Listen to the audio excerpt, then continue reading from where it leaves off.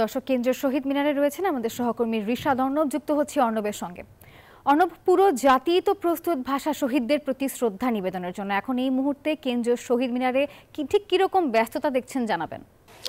যেমনটি আসলে বলছিলেন যে পুরো জাতি কিন্তু প্রস্তুত আজ এই শহীদ মিনারে ভাষা শহীদদের প্রতি শ্রদ্ধা জানানোর জন্য।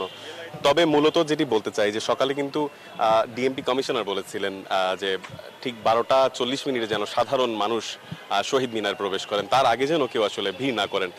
আরেকটি জিনিস তিনি কিন্তু বলেছেন যে আইন শৃঙ্খলার বাহিনীর যে তৎপরতা সেটি কিন্তু রয়েছে, এবং তিনি বলেছেন যে কোনো ধরনের জঙ্গি হামলা অথবা কোনো ধরনের হামলার বা নৈরাজ্যকর পরিস্থিতি সৃষ্টি হওয়ার কিন্তু কোনো ধরনের সম্ভাবনা নেই।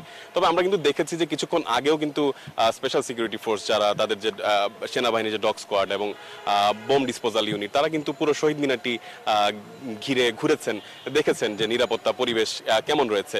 তবে সাধারণ মানুষ কিন্তু এখন কিছুটা ভিড় করছে আমরা বলতে পারি। অনেকের শিশু, বাচ্চা, শিশু এবং পরিবারের অন্যান্য সদস্যদের নিয়ে কিন্তু শহীদ মিনারে এসেছেন। আরেকটি যে ব্যাপার আপনাদের জানিয়ে রাখি, আমরা আইন শৃঙ্খলা বাহিনীর সদস্যদের সাথে কিন্তু কথা বলেছি। তারা বলেছে যে সাধারণ মানুষের জন্য কিন্তু রাত 10টার পর থেকে এই শহীদ মিনার প্রাঙ্গণ বন্ধ করে দেওয়া হবে তিনি বলেছেন।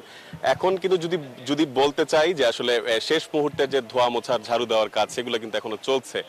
তবে মূলত আপনাদের দর্শকদের অবগতির জন্য জানিয়ে রাখতে চাই যে রাত 12:01 কিন্তু প্রধান রাষ্ট্রপতি প্রথমে এসে ফুলের শ্রদ্ধা জানাবেন। তার পরপরই কিন্তু প্রধান উপদেষ্টা সহ উপদেষ্টা মণ্ডলী সকলে এসে তাদের শ্রদ্ধা নিবেদন করবেন। এরপরে কিন্তু আসলে 12:40 পর থেকে যেটি বলা যাচ্ছে রাজনৈতিক দল এবং অন্যান্য সাধারণ মানুষের জন্য যে শহীদ মিনারের বেদি সেটি খুলে দেওয়া হবে। তবে এখন নিরাপত্তা পরিস্থিতি যদি আপনাদেরকে বলতে চাই অনেকটাই স্বাভাবিক। আইন শৃঙ্খলার বাহিনীর যথেষ্ট মোতায়েন রয়েছে।